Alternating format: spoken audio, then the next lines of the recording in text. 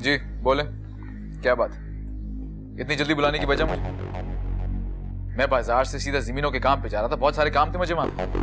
घर में आग लगाकर तुम जमीनों का बात करने जा रहे हो? कल से मेरी नींदें उड़ गई, एक पल सुकून नहीं मिल रहा मुझे। कई बातें करने के लिए मुझे आपने इतनी दूर से बुलाया। शुक्र करो सुना रही हूँ, जूते नहीं बसा रही तुम पे। कल जो तुमने कारनामा अंजाम दिया है ना, उसके चर्चे जबान दर जबान पूरे गांव में हो रहे हैं। बात हलक से निकले ना तो मिनटों में खलक तक पहुंचती है। बस एक वादा करो कि अपनी शादी की खबर इरम तक ना पहुंचे देना। वो मुझसे नहीं पूछेगी तो मैं उसे नहीं बताऊंगा। अगर वो पूछेगी भी तब भी ना बताना। मामला पहले ही बिगड़ चुके हैं और बिगाड़ मत करो, ये मेरा हुक्म है तुझे। अम्मी अगर वो मुझसे जिद करेगी या बार बार सवाल करेगी तो मैं उसे झूठ नहीं बोलूंगा। मैं दो टोक बात करने वाला आदमी हूँ, आप ये अच्छी तरह जानती हैं।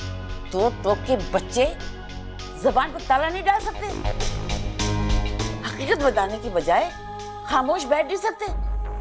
जब बात हलक से निकलते हुए खलक तक पहुंचती है और खलक से होते हुए घर तक और फिर इरम तक पहुंचेगी तो फिर आप क्या करेंगी? घर तक ये बात मैं पहुंचने नहीं दूंगी। और इरम तो घर से बाहर जाती ही नहीं, उसे कैसे पता चलेगा? बस तुम अपनी जबान सी लो, इतना ही काफी है मेरे लिए। मैं आपकी खातिर अपनी जबान सी लेता हूं, लेकिन मेरा भी एक फैसला है जो कि आप सुन लीजिए।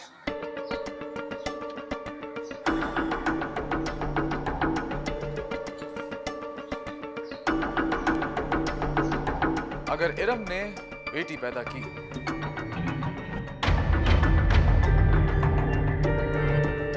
तो मैं उसे अपनी दूसरी शादी की हकीकत बता दूंगा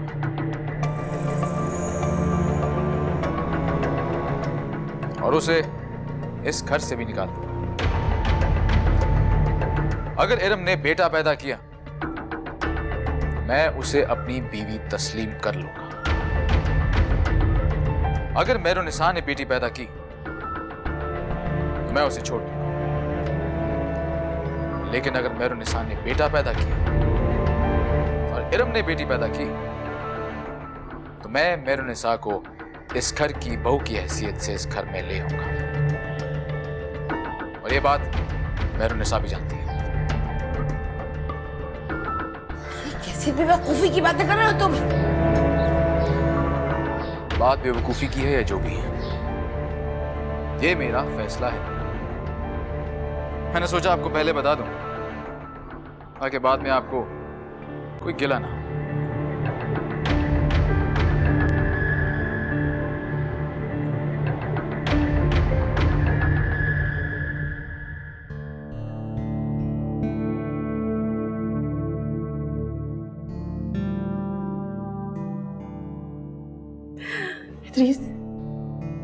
इद्रीस प्लीज संभाले खुद को।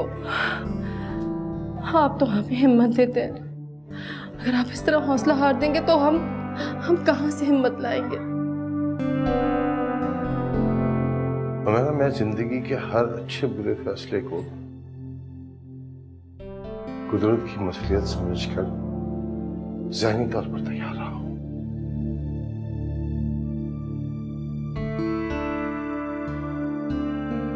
लेकिन आज मुझे तकदीर से बात खिला, वो क्यों मुझे आजमाइश में डाल रही है इतना? उसने मेरा माल, दौलत, इज्जत, शौहरत सब कुछ छीन गया। ओके, मैंने सब्र किया कि जिसने दिया था उसने वापस ले लिया।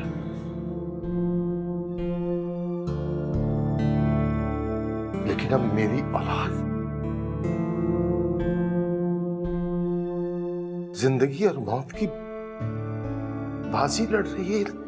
किस सपना काबिल बर्दाश्त है मेरे लिए? हो सकता है ये भी अल्लाह की तरफ से कोई आजमाइश हो। अल्लाह अपने प्यारे बंदों पर ही आजमाइश डालता है, आप खुद ही कहते हैं ना। तो मुझे आजमाइश में डाले ना, मेरी औलाद को क्यों डाले?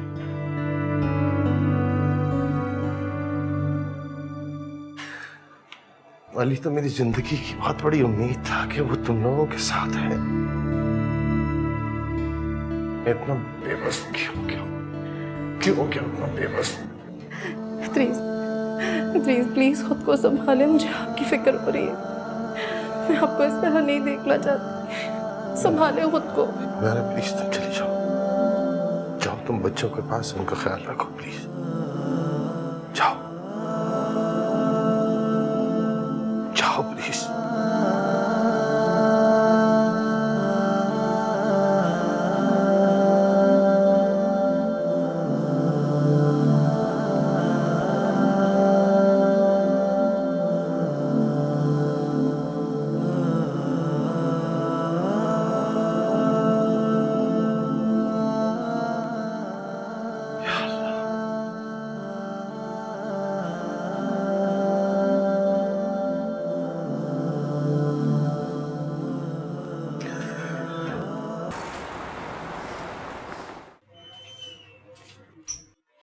अस्सलाम वालेकुम। वालेकुम अस्सलाम। आइए मिस सारा प्लीज।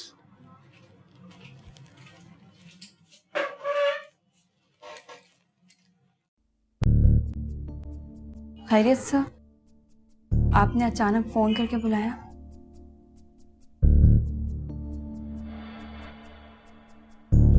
कोई गुड न्यूज नहीं है। मैंने सोचा कि आपको फोन पर बताने की बजाय ये फाइल आपके हैंड ओवर कर दी जाए। ये आपके फादर के केस की फाइल है। अदालत ने अपील रिजेक्ट कर दी है। क्या? लेकिन सर आपने तो काफी उम्मीद दिलाई थी, फिर अपील कैसे रिजेक्ट हो गई? सर आप नहीं जानते हैं कि केस हम सबके लिए कितना इम्पोर्टेंट है। प्लीज। आई नो, बट इस केस में सबूत बहुत कम है, बल्कि है ही नहीं। मैंने अपने सोर्सेज लड़ाने की कोशिश की, लेकिन अदालत का अपना ही क्राइटेरिया है बेल अप्रूव करने का। I am sorry.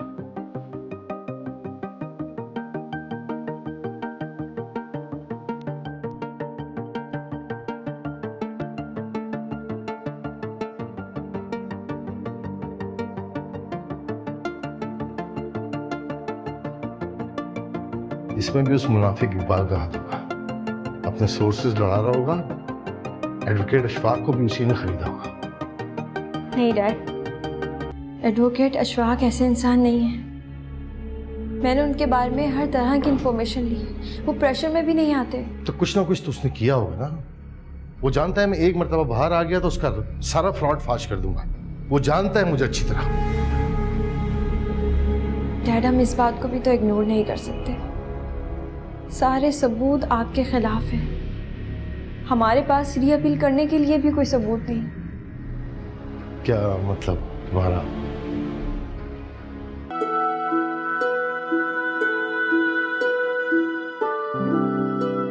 बेटा मेरी तरफ देखो, इधर मेरी आंखों में देखो, इधर देखो, मेरी तरफ। तुम बेटी हो मेरी, तुम्हें हिम्मत नहीं हारनी बिल्कुल भी। ठीक है? तुम अब सहारा हो मेरी फैमिली का, बाजू हो अपने पापा का। तुम्हें ये केस रीओपन कराना है बेटा। अदालत का दरवाजा खटखटाओ, कुछ भी करो।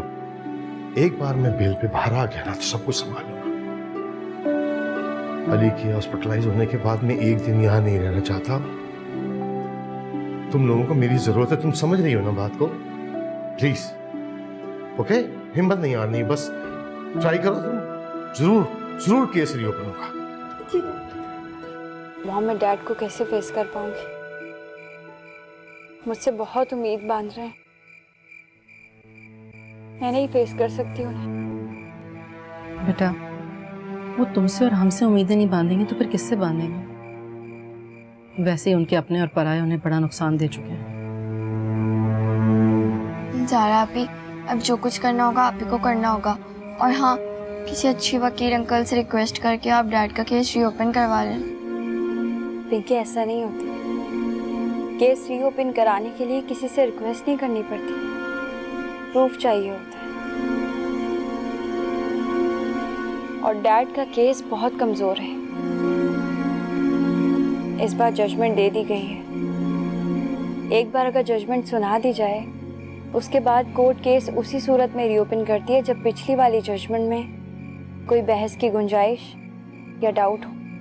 पिंकी बेटा, तुम इन बातों में मत पड़ो, ये मेरा और ज़ारा का काम है।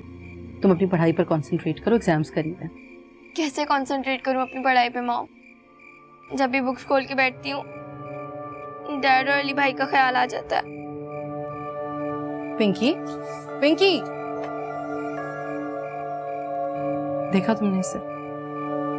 अब इससे पहले कि ये डिप्रेशन हम सबको अपनी लपेट में ले ले, हमें कुछ ना कुछ जरूर करना है। आप फिक्र ना करें माँ, मैं कल फिर एडवोकेट अशफाक से मुलाकात करती हूँ, रिक्वेस्ट करती हूँ उनसे।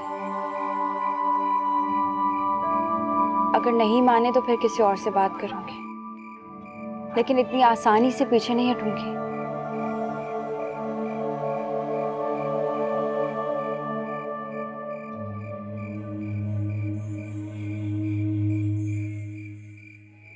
अली क्या हाल है? खैरियत से हो? खाना वाना खा लिया आपने? Good boy. अली मेडिसिन नहीं खाई आपने? नहीं, मैंने तो खा लिया। ये क्या है भाई? इस तरह तो नहीं चलेगा ना, आप चीटिंग कर रहे हैं आप। जब आपने मेडिसिन खाई तो ये मेडिसिन कहाँ से आई? आजम, किसी और की होंगी ये मेडिसिन क्या है? ये क्या मसला है भाई? मैं तो उनको खिला के गया था। नहीं तो ये मेडिसिन कहाँ से आई? हो सकता है मुंह से फेंक दिया उसे। ये तो बिल्कुल गलत है ना, इस तरह नहीं। मेडिसिन लाओ भाई, मेडिसिन खिलाओ। नहीं, मैं तो खा चुका हूँ, आप मुझे फिर से खिलाएंगे क्या? ये किसी और की होगी मेडिसिन, मैं खा चुका हूँ अपनी टैबलेट्स।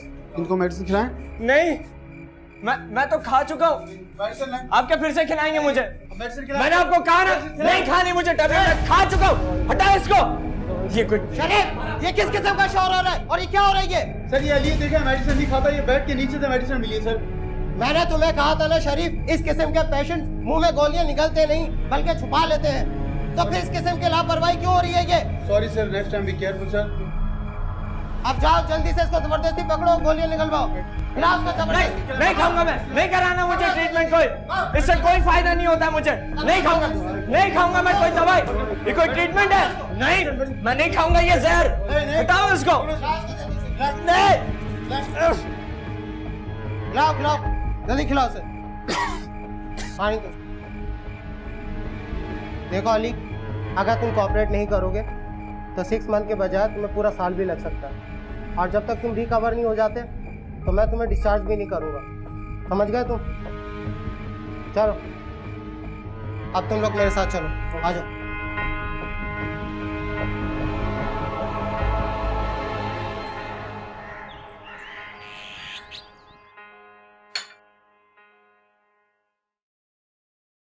आज नाश्ता कैसा है? क्या मतलब नाश्ता कैसा है? मेरा मतलब नाश्ते का जायका कैसा है? ठीक है, वैसे भी पेट ही भरना होता। वो दरअसल आज नाश्ता मैंने खुद बनाया है, इसीलिए पूछ रही हूँ कि नाश्ता कैसा है।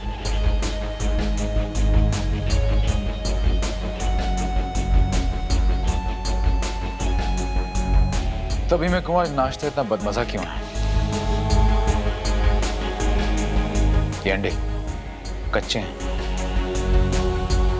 और चाय का सही मजा भी चीनी और पत्ती सही मिकदार में डालने से ही आता है। जमीनों पर जा रहा हूं, ज़ारे के हाथ की चाय पीऊंगा तो चाय का नशा उतरेगा। मेरी चप्पल कहाँ? अब मैं संभल के बेटा, आराम से। ठीक है आप? यस बस।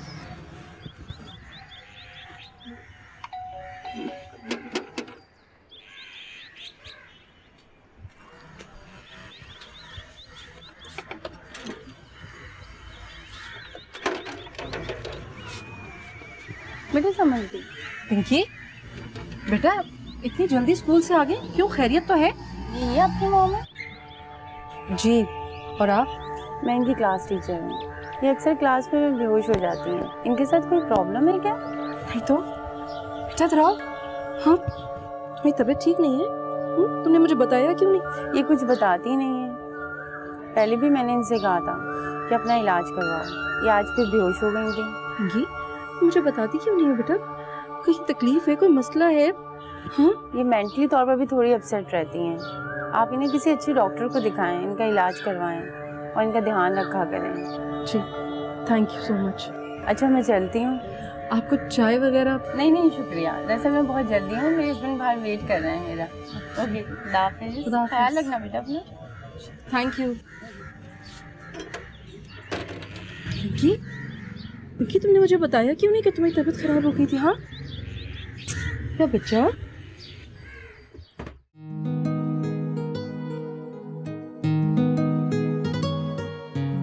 मोमल, ये मेरे और असद के कुछ कपड़े हैं, इन्हें ले जाकर मशीन में डाल दो और जिन कपड़ों में कल्फ लगनी है उन्हें अलग रख देना। मैं आती हूँ। बीबी जी, ये मेरा काम है। मैं हमेशा से अससाई के कपड़े खुद धोती हूँ, खुद इस्त्री करती हूँ। आप फिक्र ना करें, बल्कि अपने कपड़े भी मुझे दे दिया करें। नहीं, लेकिन ये मेरा भी काम है। मैं जितना कह रही हूँ वो करो। जी बेहतर है।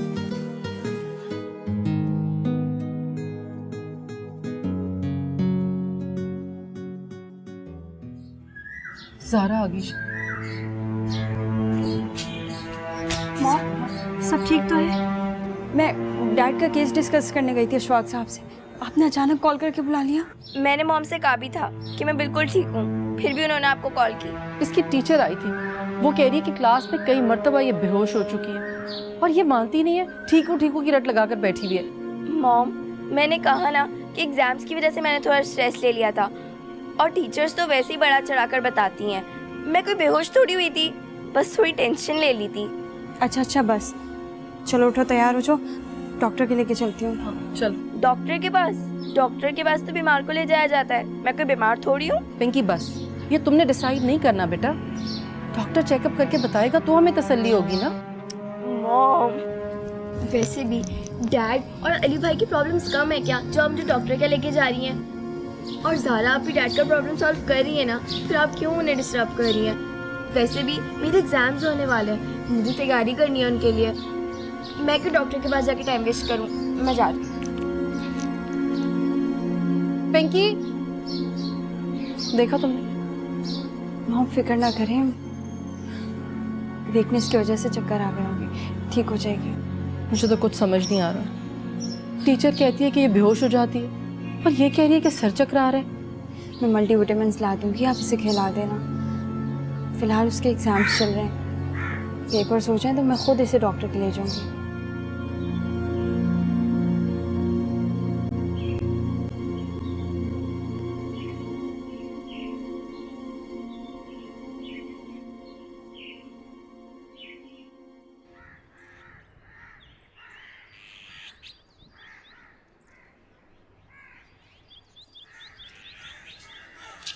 मोमल, ये देखें बीबी जी, अससाई भी अपनी जेबों में हमेशा कुछ ना कुछ भूल जाते हैं। पहले मैं हमेशा बड़ी बेगम साहिबा को दे दिया करती थी, अब आप संभालें। मोमल, असद 2-4 दिन पहले क्या घर का राशन लेकर आए थे? बीबी जी, लाते तो पता चल जाता, पर 15 दिन पहले लाए तो थे, आप सामने तो थी। नहीं, ये तो नए सामान की रसीद है। अगर इतना सारा सामान लाए थे तो गया कहाँ?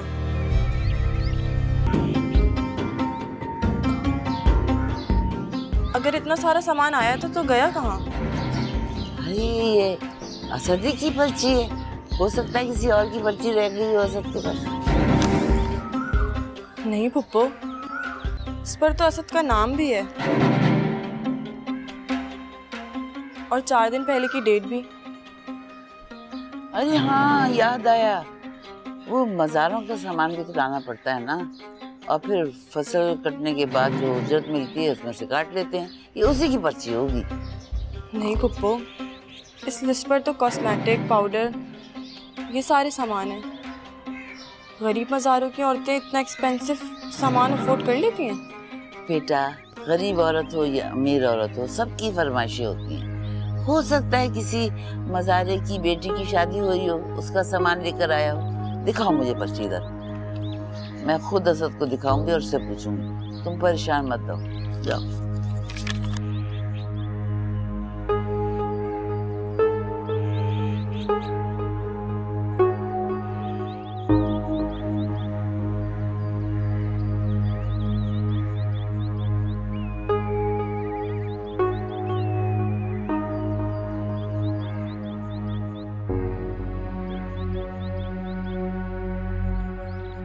सामान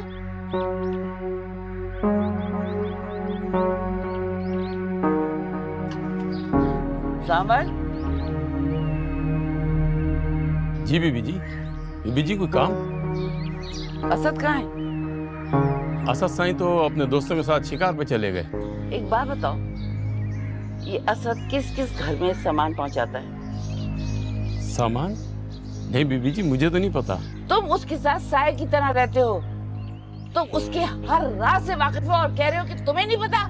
सच कह रहा हूँ बीबी जी, मुझे कुछ नहीं पता। आप खुद असद साईं से पूछे ना।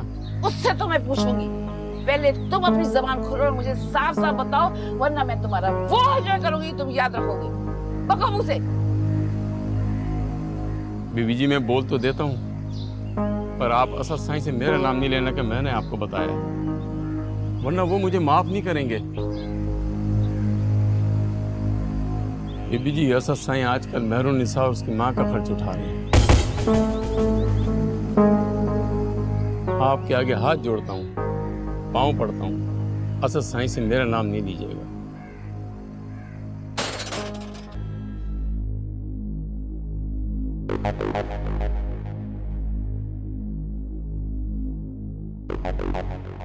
क्या बात है अम्मी? ये सावल और मीरू पे गुस्सा निकालने की क्या जरूरत थी आपको? अभी मैं शिकार से लौटा नहीं, मेहमानों को बैठक में बैठाया नहीं है कि सावल मेरे पैरों में गिर जाता है और मुझे कहता है बीबी जी बहुत गुस्से में। आखिर ऐसी कौन सी कयामत आ गई जो मुझे इतना जल्दी घर बुला लिया आपने? शहर से आए हुए मेहमान मेरी बैठक में छोड़ के आना उन्हें, क्या समझते होंगे वो मेरे बारे में? अरे बाहर में गए तुम्हारे मेहमान और बाहर में गए तुम्हारे दोस्त शहरी। ये वो लिस्ट है तुम्हारी अय्याशों की जो इरम के हाथ में लग गई। तुम हमारी दौलत इस साल लुटा रहे हो, उन माँ बेटियों पे महीने महीने भरकर राशन डाल रहे हो और हमें खबर तक नहीं है। अच्छा, ये आग इरम की लगाई, अभी देखता हूँ उसे। अरे क्या देखोगे उसे? मुझे देखो और मुझे जवाब दो। क्या हमारी दौलत हराम की है जो तुम इस तरह उन पे लुटाकर हमारा दिवालिया निकाल रहे हो? क्या अम्मा, कोई दिवालिया नहीं निकलेगा अम्मी। हमारे पास इतने पैसे हैं कि इस जैसे 10 खरम आराम से चला सकते हैं। अरे घर चलाना ही है तो किसी गरीब मिस्कीन का चलाओ ताकि आखिरत में तुम्हें कोई अजर भी मिले। अरे इन नाचने वालों का दोज़ख भरकर तुम करोगे क्या? क्या मिलेगा तुम्हें? अपनी बीवी की कफालत हर मर्द का फर्ज है, इससे आखिरत संवरती है, बिगड़ती नहीं। बीवी? अरे वो बीवी के नाम पर तुम्हें लूट रही है। उसे उसकी माँ को तुम जैसे गधे की सूरत में एक सोने की चिड़िया मिल गई है। तो और इन जैसी औरतें, ये औरतें तो बादशाहों को फकीर बना देती है और तुम जैसे लोगों को तो यूं मिनटों में कंगाल बना देगी। तो ठीक है, उसे इस घर में ले आए, बहू तस्लीम कर लें उसको अपनी।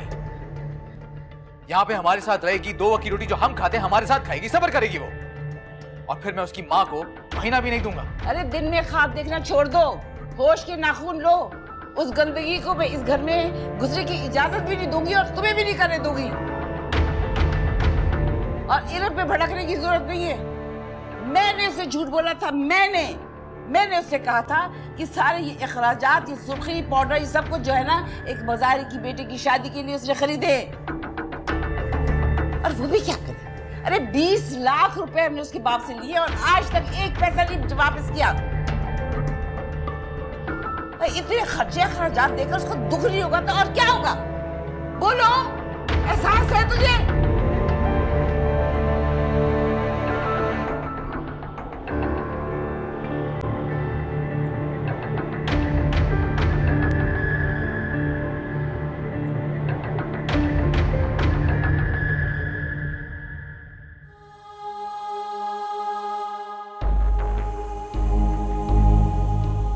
मेरे कपड़ों की तलाशी लेने की क्या जरूरत थी तुम्हें? मैं आपकी बीवी हूँ असद। तुम दुनिया और मेरी माँ की नजर में मेरी बीवी हो, बस।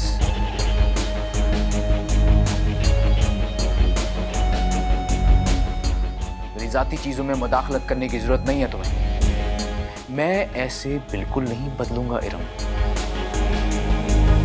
ये कपड़े धोना, नाश्ता, खाना बनाना, जूते पॉलिश करना, ये सब काम मत किया करो। इन कामों के लिए नौकर मौजूद हैं इस घर में। इंसान खिदमतों से नहीं, दिलों के मिलने से बदलते हैं।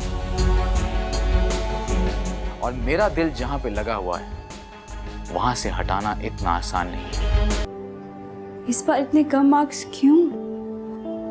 तुम्हें पता है तुम्हारा पूरा 1 साल जाया हो गया है। तो और मैं क्या करती आप ही? अगर दिमाग में 24 घंटे मेरा अली, डैड और हमारे घर के हालात के बारे में चलता रहेगा तो क्या साथ पढ़ पाऊंगी मैं? पिंकी, पिंकी,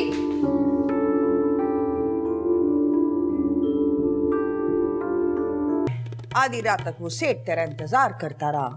किधर थी तू? बीबी मुझे कुछ काम था। नखरे ना दिखा तू मुझे, काम था।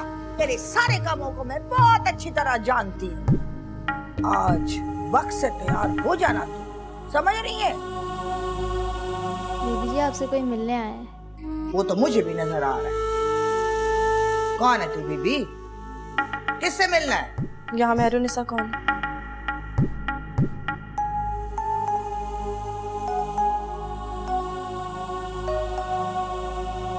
मेहरुनिसा मेरी बेटी है, पर तू कौन है? मुझे मेहरुनिसा से मिलना है।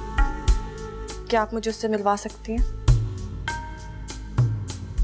जा, शाम को वक्त पे तैयार हो। नखरा नहीं चाहिए अब मुझे तेरा। चल जा।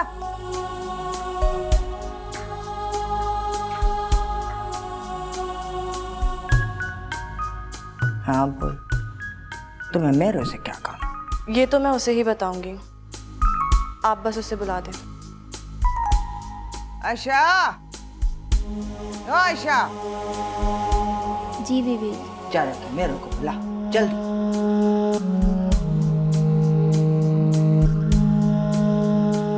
तू यहाँ की तो नहीं लगती, पर ये तो बता के तू है कौन? जब मेहरू आएगी तो आपको खुद ही पता चल जाएगा। जी अम्मा, कौन आया है? ये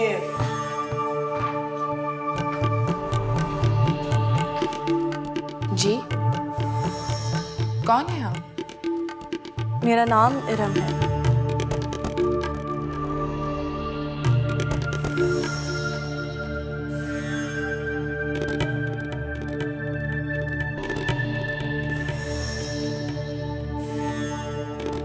और मैं असद की बीवी हूँ।